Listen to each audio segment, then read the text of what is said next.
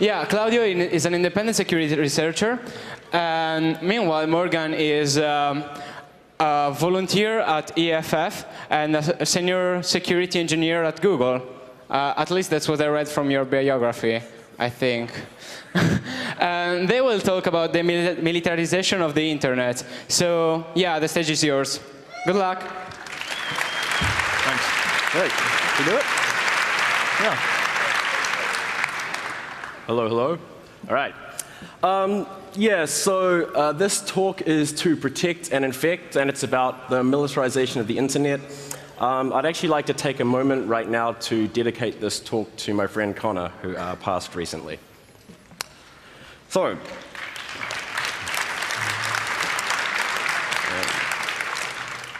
this talk comes with a standard disclaimer. Opinions represented in this talk are not those of my employer. Most of the work that I did for this was actually done via the Citizen Lab out of the University of Toronto. So, without any further ado, what are we going to talk about? So, we're going to talk a little bit about mass and targeted surveillance, which are topics that I'm sure everyone has heard a lot about recently.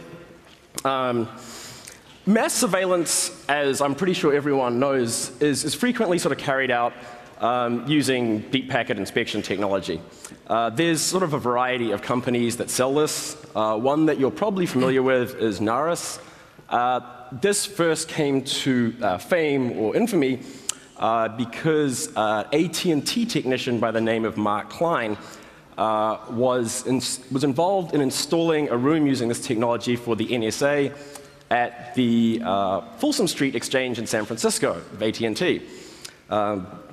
Recently, there's been a whole bunch of revelations about the NSA's massive intercept capabilities. This is illustration of X-keyscore, which is a technology used to intercept internet traffic, and so forth. As you can see, they have a lot of interception points all over the world, as you would expect from the world's best funded spy agency. There's a lot of technologies that are used all over the world, though, to perform this type of intercept. The editorialization of the blood in this slide was actually not added by me. Amisys is a French company, and they were found to be selling the massive intercept capability that was used in Libya. Turns out people were not entirely impressed with this, and they were investigated under the auspices of being complicit in the torture of the regime. Another company that I want to emphasize doesn't necessarily sell technology that one would prima facie call spying technology. Blue Coat sells technology which can be used for real-time monitoring of your network. However, they have also attended surveillance conferences and pitched their gear as lawful intercept. You might remember in 2011, Telecomics discovered that Blue Coat devices were being used by the regime in Syria. There was a big Wall Street Journal article about this. It was a very big deal, and people got very worked up. Shortly after that, I remember reading that people suspected that Blue Coat was being used in Saudi Arabia. And being a security engineer, I thought, like, well, why are we wondering whether it's used in this country or that country? Surely the solution would be to sit down and map it out everywhere, and then we would just know. So I did that. And so this came out at the beginning of this year. What this shows is the black is places where I did not find these devices. That does not mean that they're not there. It just means that I didn't find them. The gray are places where the devices were found, but I decided I didn't care.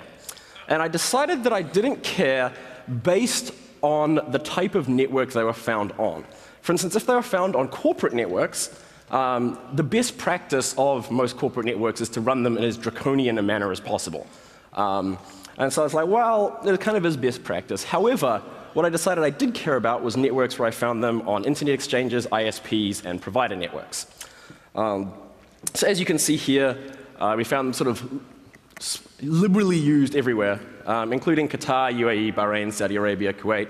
And one of the reasons why I found this sort of interesting was because the proxy SG device that they sell offers what they would describe as SSL intercept capability. They obviously don't give you a certificate. You have to find one of those yourself, but if you do, then there's a sort of a choose file dialog. You can upload your cert and then start intercepting that sort of traffic, which is obviously worrying. So this was published in the New York Times, and what was useful is shortly after this, mainly as a result, I think, of Telecomics' efforts, the government agency responsible for investigating this sort of thing decided that it was not cool that Blue Coat's gear had been found used in Syria, and they were fined, a reseller that they were using was fined $2.8 million. And that was that.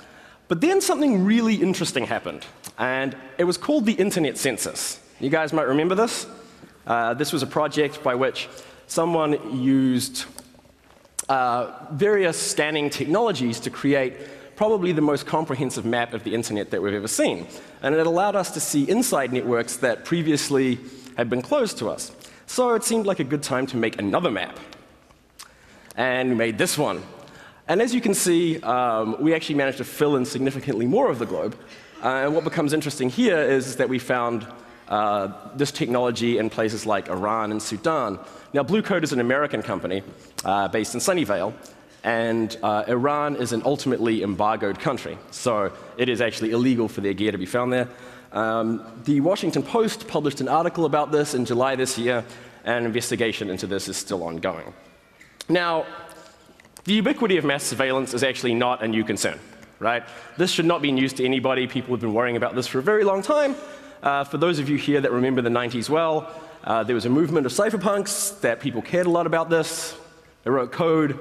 And the interesting thing is that if you were a cypherpunk that fell asleep in the 90s and woke up right now, various things might actually lead you to believe that we'd won.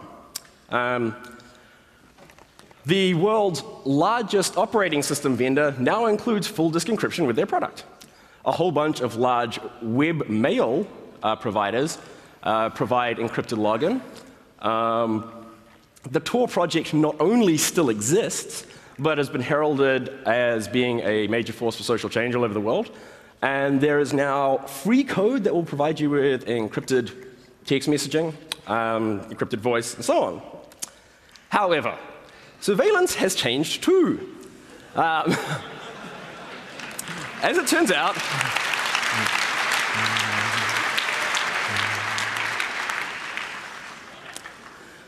there was a fantastic article that came out a little while ago in Foreign Policy. In fact, more revelations on this that came out today in Der Spiegel that I haven't had time to really read, about the NSA's tailored access operations division.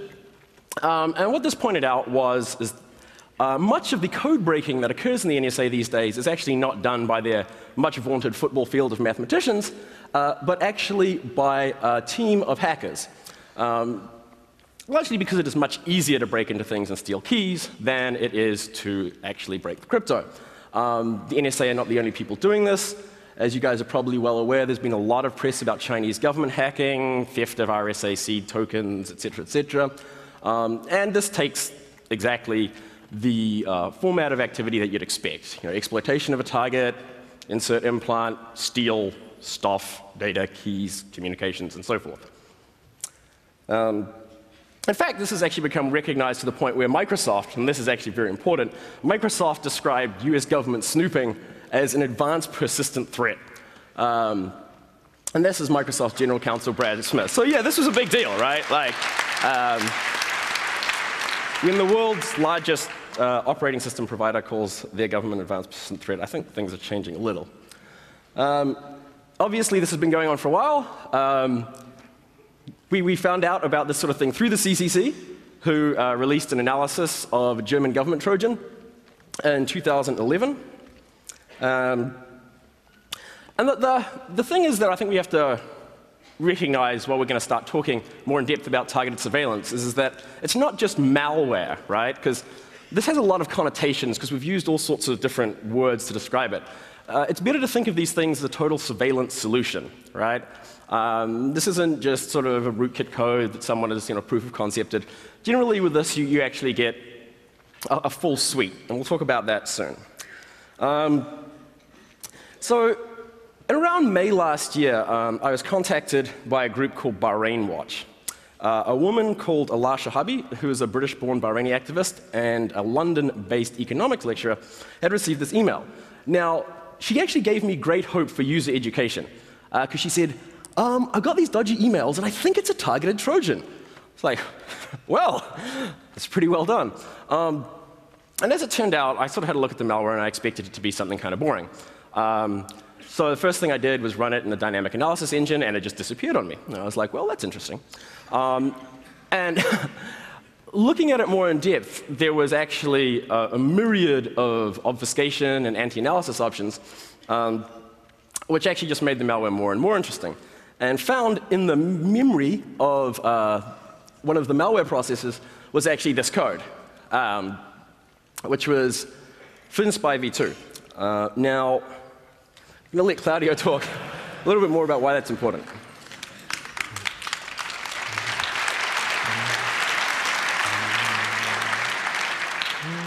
Yeah, so that screenshot was actually pretty helpful for us for different reasons.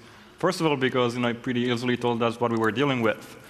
Turns out that FinSpy, if some of you didn't ever heard of it, is a part of a larger commercial suite of surveillance software and equipment sold by a company called Gamma International. And it's a traditional governmental IT intrusion system that has different components, including this part, which is a Trojan. Just out of curiosity, how many here have ever heard of FinFisher or FinSpy before? Nice. So this is after Alaa came out with a sample, and Morgan was able to analyze it, and we started working together. That was actually the first time where we had a concrete example of an attack of FinSpy and FinFisher. We knew about the company before, thanks mainly to some protesters in Egypt that found some alleged documents of relationship between the Egyptian government and Gamma International detailing a prospect sale of their software. But nobody actually ever saw that specific software before. We never had any samples of the malware, so we didn't exactly knew what it was looking like and what kind of capabilities it had. The documents were pretty interesting because I suggest you go online and find them, because it lays out exactly how much these kind of technologies cost and what type of specific components they constitute the whole suite. But it's fundamentally a Trojan. It does a lot of different things. This is actually taken from one of the official brochures of the company. So it bypasses antivirus systems, does covert communication, full Skype monitoring, intercept calls, chats, file transfers, and everything. Records communication through email, chat, voice over IP. It can do like environmental surveillance through webcam and microphone. Country tracking, all sorts of interesting things, keylogger, and so on. So this was helpful. We kind of knew what we were dealing with to a certain extent. The screenshot was also funny because I don't know if you noticed, but the string is actually linking to an open source library, which is GPL code. And turns out it's not actually the only one, so they're actually using plenty of open source code in their software, which was interesting to observe. So after Alaa actually came out and realized that she was being targeted, and after we realized also how FinSpy looked like, we knew kind of how to fund it, and it was not an isolated attack. We started seeing more and more things actually coming out. At the beginning, especially from Bahrain, also from towards other targets.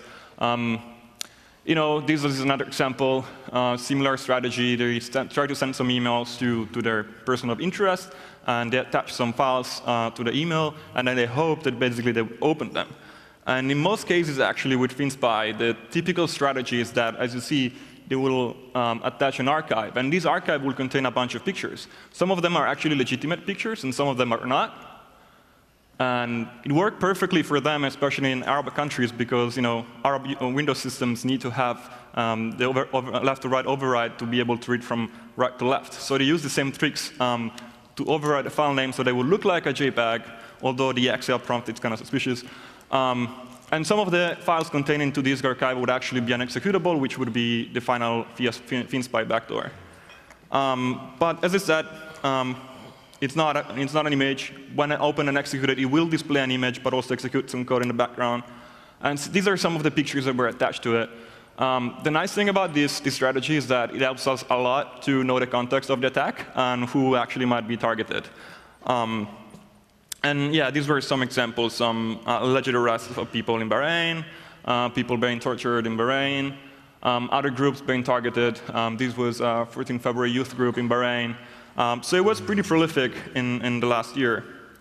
But while analyzing the command and control server and the structure of the attack, it came out pretty incidentally that if you would connect to the command and control server of FinSpy and you would give in just even a malformed HTTP request, you would always get this answer saying, "Hello, Stuffy."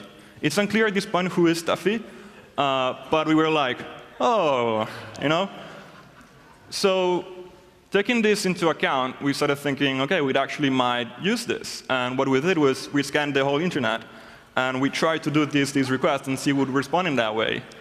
And we published the results, which were kind of interesting, and we'll get that in a moment. But despite the fact that nobody ever acknowledged the fact that this was FinSpy, after we published the report, all of them suddenly started changing their behavior, and the fingerprint was fixed. Reason why we changed also strategy. So we actually used several different techniques to map out FinSpy command and control servers around the world. One of the things that we did is we actually replicated the initial handshake that a client performs when contacting the server. Now, we've actually heard there's been some great advances in fast scanning and whole internet scanning recently. There was a talk a couple of days ago by the ZMAP guys. It's fantastic. Mass scan. However, since we were actually attempting to replicate this handshake, we weren't actually able to take advantage of this sort of technology. So we found command and control servers in 36 different countries around the world. Now, there was actually a bunch of problems with doing this type of scanning. As I mentioned, we were actually trying to replicate a handshake. It was very noisy, very slow, and sort of 18 billion packets later, I believe we were thrown off 4 service providers. There was one of them that even sent me a mail saying, "You're in breach of our terms of service." And I'm like, "I am definitely not. I read your terms of service, and it doesn't say we can't do this at all." And it's like, yeah, we're still not going to let you. I finally found someone who we managed to explain to them exactly what we were trying to do, and they sort of hummed and hawed, and then accidentally shut us down again once. But we finally got through things. And so we managed to make this map of sort of servers. I would like to emphasize that finding a command and control server in a specific country does not obviously offer prima facie evidence that it is being used in the country that server is being found in. For instance, all of North America is lit up there, but also half of the world exists on Amazon EC2 instances anyway, so you can sort of draw your own conclusions. In addition to the sort of scanning and mapping, the use of this around the world, we analyzed the entire suite of mobile backdoors that are provided by FinFisher. Found Android backdoors, BlackBerry backdoors, Windows backdoors, iOS backdoors, and in fact, they even had a Symbian backdoor. And so, don't laugh, and so this sort of goes back to what I mentioned before when I said you need to sort of think of this as not simply like a piece of malware, but this is a total surveillance solution, right? Like when you pay your hundreds of thousands of euros, you get people to show up and train you to use it, you get support calls, et cetera, et cetera. This all talks the same format, goes into the same thing. And so this mobile spyware provides all of the things that you would actually probably like when you're owning someone's phone. It allows you to intercept their calls, log who they call and who they receive calls from. It allows you to intercept their SMS messages, track their location, obviously steal their contacts. The one that I found the most disturbing was actually something which is referenced in the code as spy call. And what this was when the malware is installed, the implant instantiates an outbound call from your telephone. The hardware of your telephone is controlled, so you don't actually see any of this.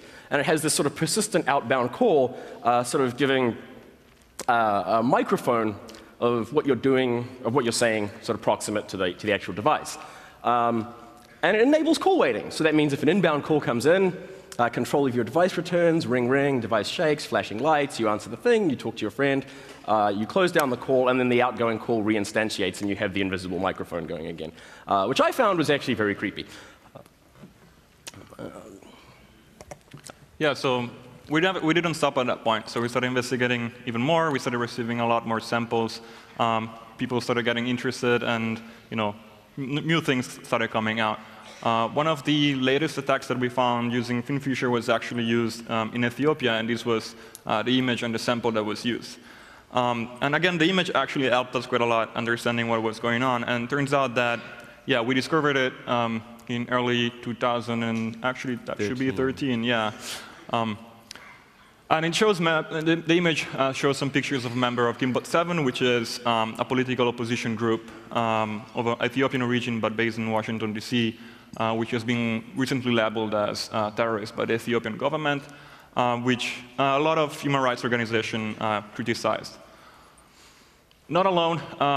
After a consequent report, we found, during the scanning of the internet, we found some things in Malaysia, and a lot of things actually went wrong in that case. That some Malaysian newspaper reported this news and said, there's the Malaysian government using spyware against its own citizen, and it reported another article from the New York Times. And apparently, the Malaysian government actually got quite mad about it. What happened is that, if I remember correctly, they shut down the website for like 10 days because of that.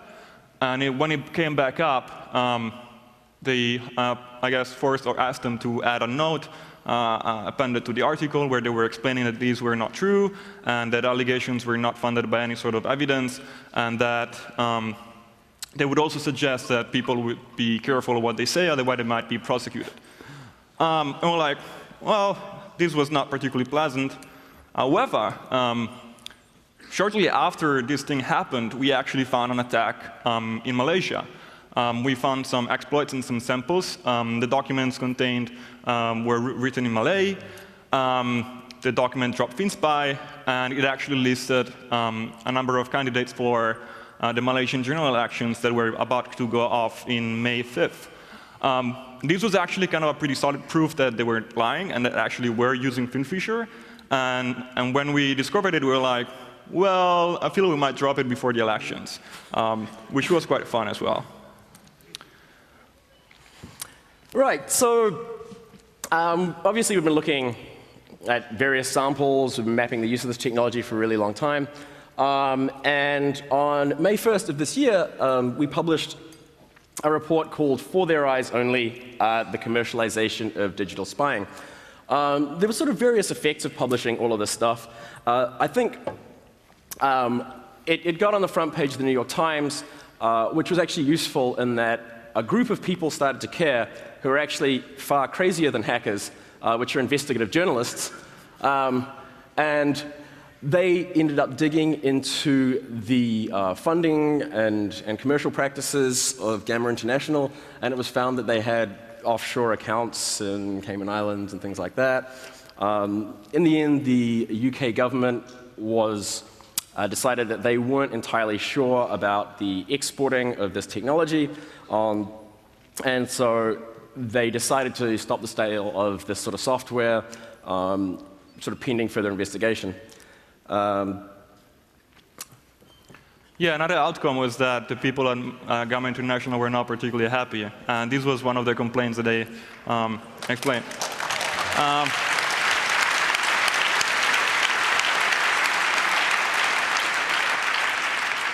So this is Martin Munch, who is one of the key individuals at the company producing FinFisher, and he experienced frustration on an article at Bloomberg, which is linked below. And we're really, really sorry about this, Martin. We didn't intend this to happen.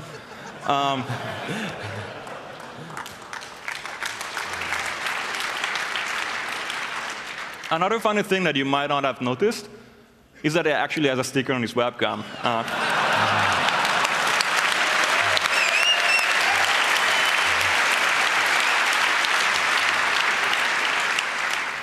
So he's obviously privacy concerned, which is good.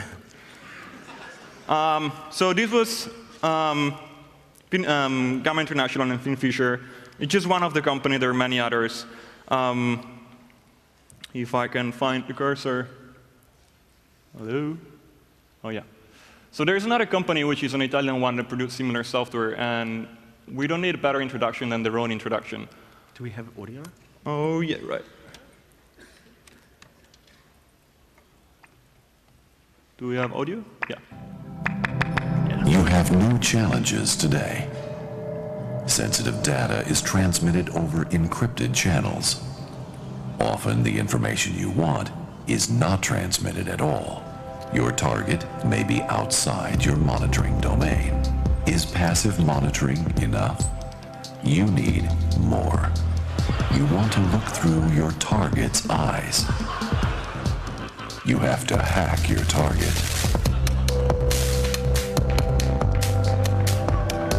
You have to hit many different platforms. You have to overcome encryption and capture relevant data.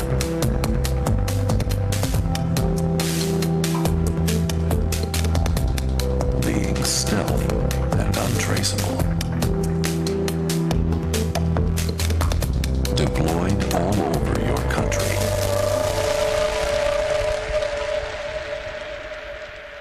Exactly what we do. Remote control system Galileo. The hacking suite for governmental interception. Rely on us.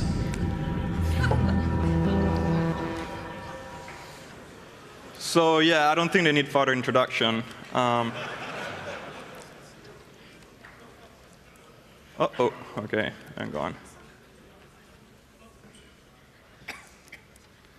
So yeah, basically we thought, okay, we worked a lot on FinFisher recently, and if we must be impartial and also take care of other people too. So, hacking team with their own introduction there. Where were they at? Where is this actually being used? So the first public sample of hacking team that came out was used to target a Moroccan citizen journalist organization known as Mamfakinch. Now, Mamfakinch received the Global Voices Award for free expression online.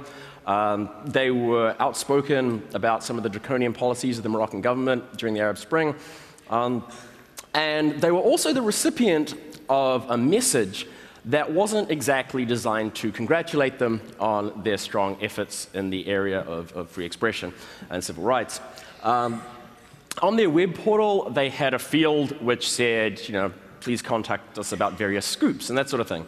And so they received a message which was in French, which sort of said, roughly, look, I don't want to be involved, I could get in a lot of trouble, but you really need to follow this up. And then there was a link to something usefully called a scandal.doc. Now, as it transpired, scandal.doc carried a payload which turned out to be Hacking Team's Trojan. This possesses similar in functionality that we described earlier with FinFisher. After this was discovered and investigated, another individual actually came to us. His name was Ahmed Mansour. He was a member of the UAE 5, which are 5 individuals that were imprisoned under the charges of insulting the ruling family of UAE. He contacted us after receiving emails from a source that called themselves Arabic WikiLeaks. Now, the document that he received contained an exploit, and it had a multi-stage drop, the final payload of which was actually Hacking Team's backdoor. The exploit that was used was, if you Google for it, the first hit you get is you get a company called Vupen. Now, Vupen are a French company that sell exploits and claim to only sell them, I believe, to NATO governments. Now, they said that this was not their exploit. However, they were the first people to publicly claim it as their own. Exploits very similar to this in structure are actually still showing up. One showed up very recently in December. It was O-Day at the time of discovery. Used sort of around October and November. It was discovered by various parties. And it was structurally very, very similar to this exploit that was used to compromise Ahmed Mansour and drop Hacking Team's backdoor. The compression is slightly different, but otherwise there are a lot of structural similarities. It seems as though there is some ambiguity over who's selling this. whether it's VUPIN or whether it's Hacking Team. But fortunately and usefully, a lot of these companies now are adopting positive policies. So yeah, this is taken from Hacking Team website. And they basically are saying, we're concerned about privacies and abuses, and we understand that it actually might be abused in certain ways, and we actually cease contracts and stop working with governments in countries that actually do this.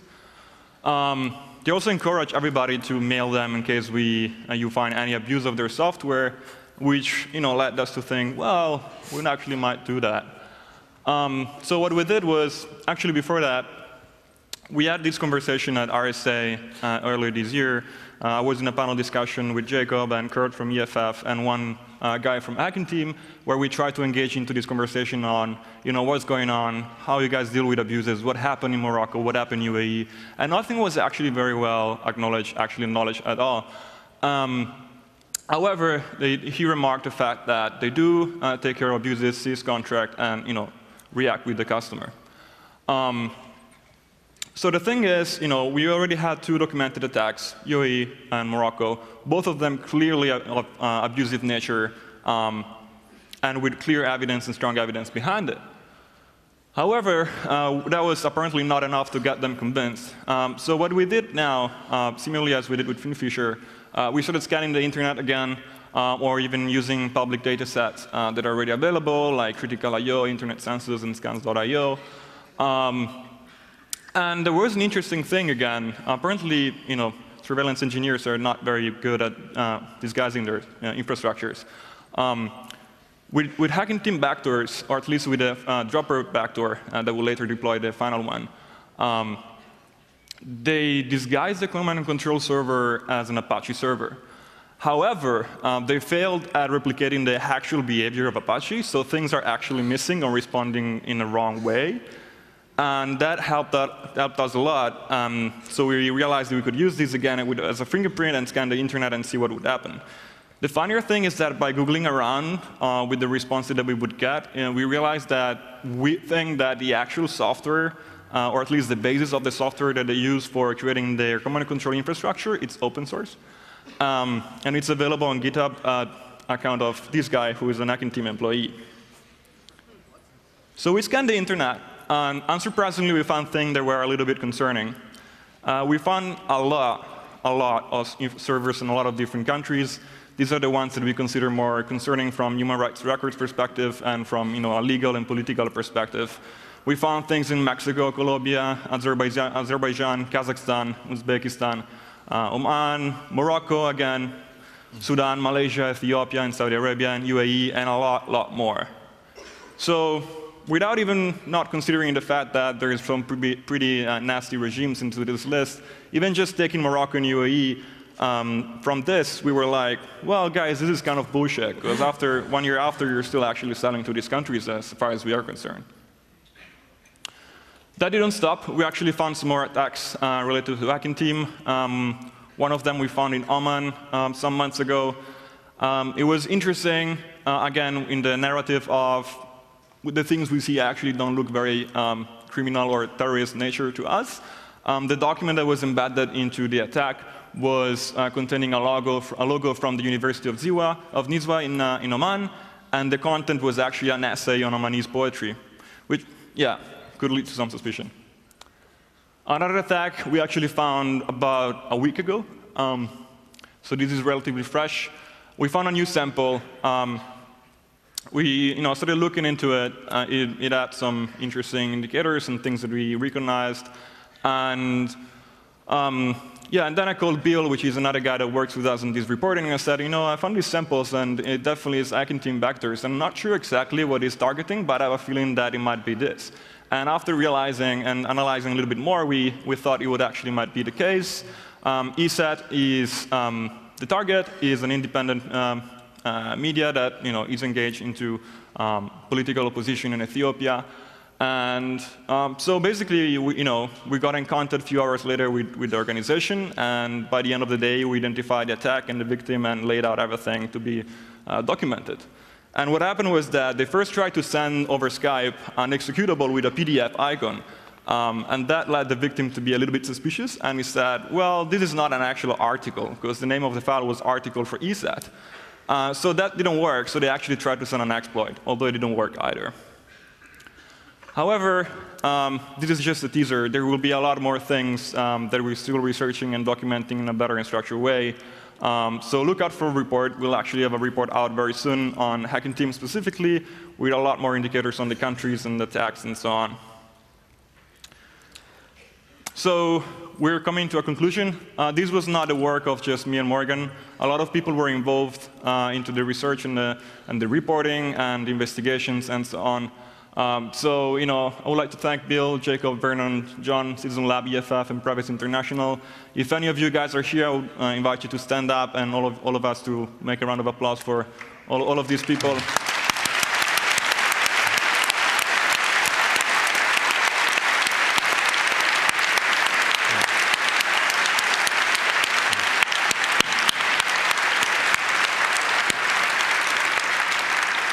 Yeah, we can't emphasize enough that this work did not happen in a vacuum. There was heaps and heaps and heaps of people helping us out, and they're all awesome, so thanks. Yeah, and also thanks to the people and Ala and Ahmed and the people that got the courage to come up and be able to document their surveillance attacks and be able to use these cases to do some advocacy internationally. That was a key thing. Cool.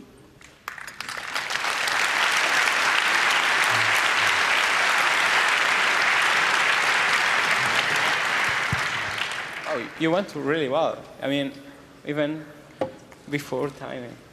Cool. Yes. OK, so is there any question? Please queue on the microphones.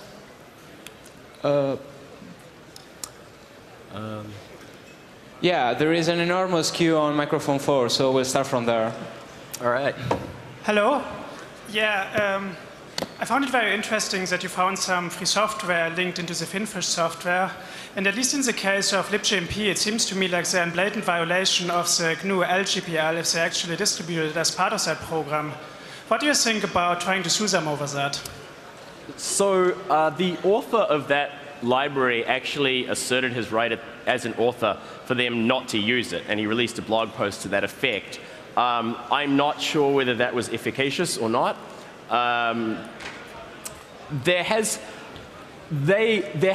Mozilla actually sued or issued a cease and desist against Gamma International because they were masquerading. Hey, can you please leave this room quietly?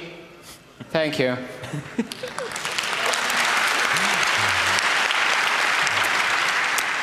So the first company, I believe, to issue a cease and desist against Gamma was Mozilla.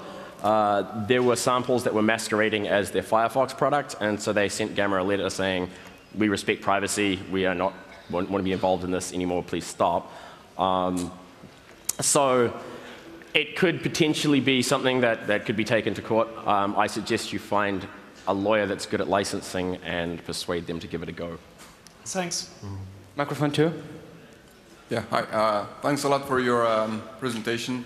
So you may know that the European Union is looking into setting up export controls on surveillance, like mass surveillance devices and Finfish-like software. And we also saw on your presentation that basically, even though there was an embargo from the US on Iran, some blue code devices were found there. So my question is, what do you think, and would you advise anything regarding what the EU is trying to do? Like, what is your advice on potential export controls that the EU could set up to kind of mitigate a little bit this? Thanks. So obviously, we are both security engineers and not policy authors. So I think that there's been a lot of worry about regulation because historically the regulation of security technologies has worked out really poorly for us, as anyone who remembers the debacle over strong crypto will know. Having said that, surveillance technology is already regulated to a certain extent, as you mentioned, just simply ineffectually in a lot of cases. I think as we generally sort of become more aware of the sort of widespread nature of surveillance, governments using these technologies and that sort of thing, that will sort of get more sane legislation and policy on it. I think that what's sort of important is not necessarily regulating the technology, as I mentioned before, implants, exploits, and that sort of thing. It's the fact that it's sold commercially as like a total surveillance solution, and I think that's sort of what's pertinent to remember when people try to develop legislation around this. As for the specific character of the legislation, I'm like, well, as I said, I'm not a policy author, so.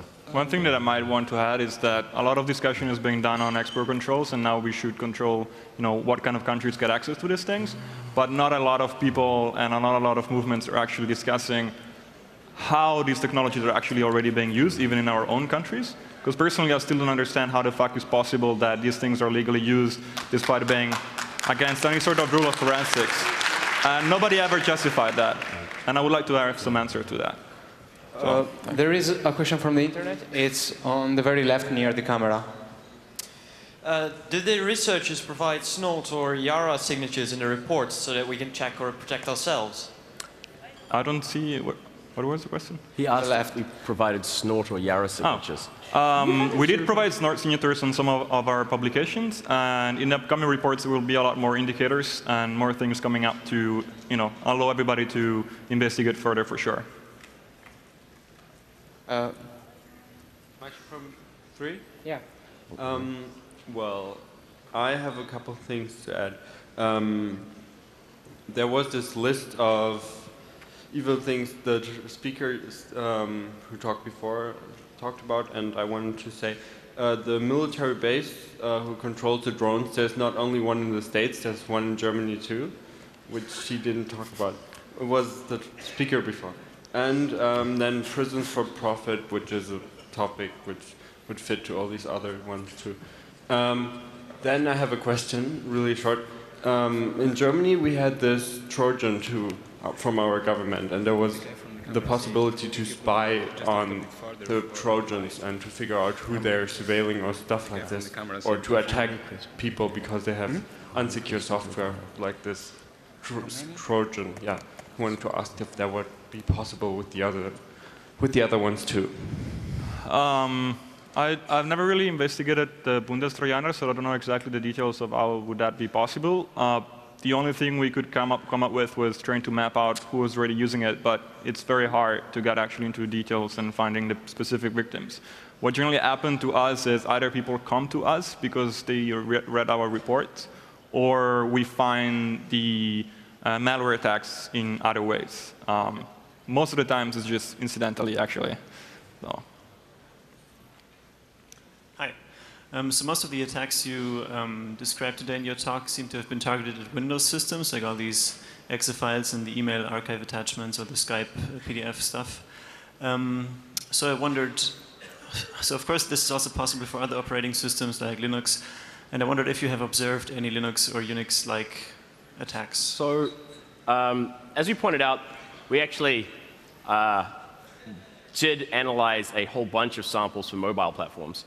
As well. And I didn't actually mention this, but the first hacking team sample discovered actually contained 2 backdoors, one Windows, one OS X. So, there's sort of an equal opportunity thing going on there. I don't think so we have actually published details about OS X samples. I don't think we've published any about Linux. No. I think that probably just speaks to size of user base though, right? And that there's far more Windows users than everything else, then probably OS X, and so you sort of see more based on proportion of target. Okay, so you said it didn't publish that. Does it mean you didn't observe it? Yeah, we didn't find them. I'm pretty sure they have them, but as also considering the kind of targets that we see, most of the cases are journalists or political dissidents and activists, and most of them I assume would use either Windows or OS X in most cases. So it can't be excluded. We think it's absolutely plausible. We just didn't have the chance to find some copies of them. Yeah, we have 30 seconds left, so number 4. No. Just a question. The attacks were always infected emails or Skype messages, right? The There were other vectors as well. So both Hacking Team and Gamma and all the other companies provide a lot of different ways to deliver the Trojan. The most common ones we've seen obviously were spear phishing attacks, so attached to emails and so on. We think we've seen some with drive-by attack, and but there are other things, other methods that they have. For instance, Gamma have FinFly ISP and FinFly LAN and other delivery methods that I would recommend Googling for. WikiLeaks has published some documents on that. But yeah, in most cases it was spear phishing attacks. Okay, that always answers my question. All right. OK, perfect. So thank you very much. Just, thanks.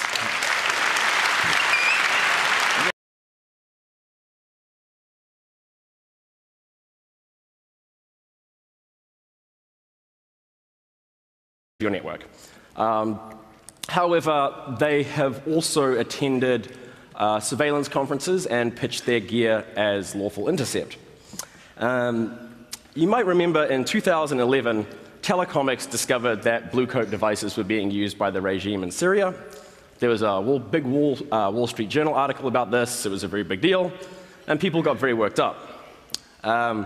Shortly after that, I remember reading that people suspected that blue coat was being used in Saudi Arabia.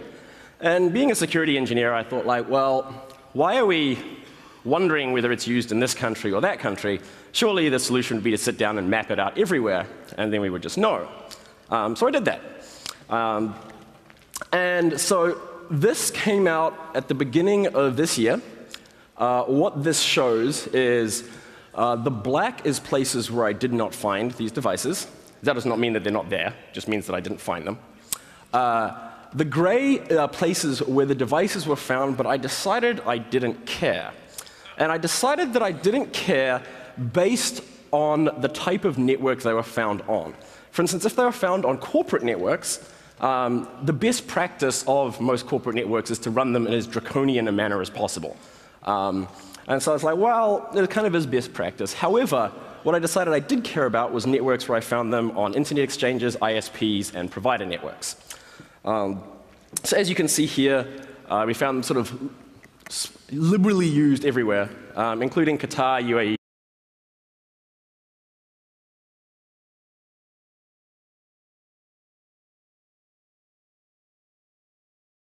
So yeah, Claudio is an independent security researcher, and meanwhile Morgan is a volunteer at EFF and a senior security engineer at Google. At least that's what I read from your biography, I think. And they will talk about the militarization of the internet. So yeah, the stage is yours. Good luck. Thanks. Great. You do it? Yeah. Hello, hello. All right. Yeah, so this talk is to Protect and Infect, and it's about the militarization of the internet. I'd actually like to take a moment right now to dedicate this talk to my friend Connor, who passed recently. So,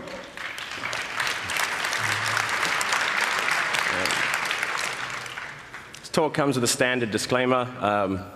Opinions represented in this talk are not those of my employer. Most of the work that I did for this was actually done via the Citizen Lab out of the University of Toronto. So, without any further ado, what are we going to talk about? So, we're going to talk a little bit about mass and targeted surveillance, which are topics that I'm sure everyone has heard a lot about recently. Mass surveillance, as I'm pretty sure everyone knows, is frequently sort of carried out using deep packet inspection technology. There's sort of a variety of companies that sell this. One that you're probably familiar with is Narus. This first came to fame or infamy because AT&T technician by the name of Mark Klein was involved in installing a room using this technology for the NSA at the Folsom Street Exchange in San Francisco of AT&T. Recently, there's been a whole bunch of revelations about the NSA's massive intercept capabilities. This is illustration of X-keyscore, which is a technology used to intercept internet traffic, and so forth. As you can see, they have a lot of interception points all over the world, as you would expect from the world's best funded spy agency. There's a lot of technologies that are used all over the world, though, to perform this type of intercept. The editorialization of the blood in this slide was actually not added by me. Amosys is a French company, and they were found to be selling the massive intercept capability that was used in Libya. Turns out people were not entirely impressed with this, and they were investigated under the auspices of being complicit in the torture of the regime. Another company that I want to emphasize doesn't necessarily sell technology that one would prima facie call spying technology. Blue Coat sells technology which can be used for real-time monitoring of. Now, the ubiquity of mass surveillance is actually not a new concern, right? This should not be news to anybody. People have been worrying about this for a very long time. For those of you here that remember the 90s well, there was a movement of cypherpunks that people cared a lot about this. They wrote code. And the interesting thing is that if you were a cypherpunk that fell asleep in the 90s and woke up right now, various things might actually lead you to believe that we'd won. The world's largest operating system vendor now includes full disk encryption with their product. A whole bunch of large web mail providers provide encrypted login. The Tor project not only still exists, but has been heralded as being a major force for social change all over the world. And there is now free code that will provide you with encrypted text messaging, encrypted voice, and so on. However, surveillance has changed too. As it turns out,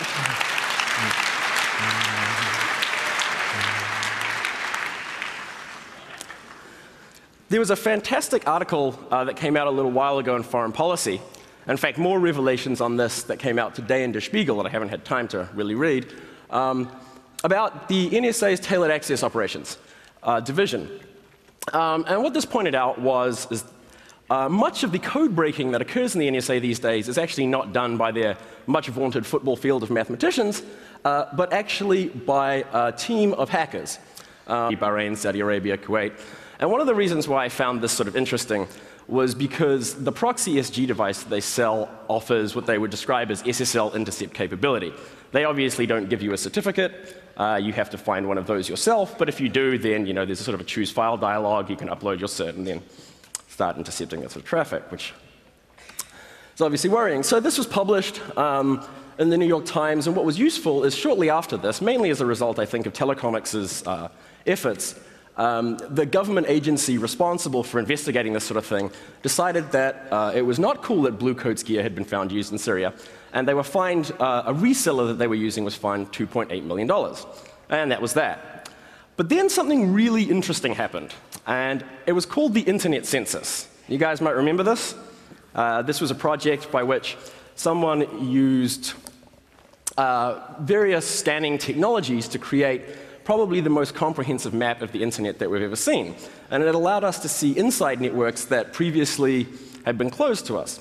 So it seemed like a good time to make another map. And we made this one. And as you can see, we actually managed to fill in significantly more of the globe. And what becomes interesting here is that we found this technology in places like Iran and Sudan. Now, Blue Coat is an American company based in Sunnyvale.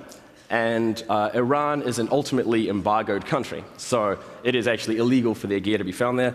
The Washington Post published an article about this in July this year, and an investigation into this is still ongoing.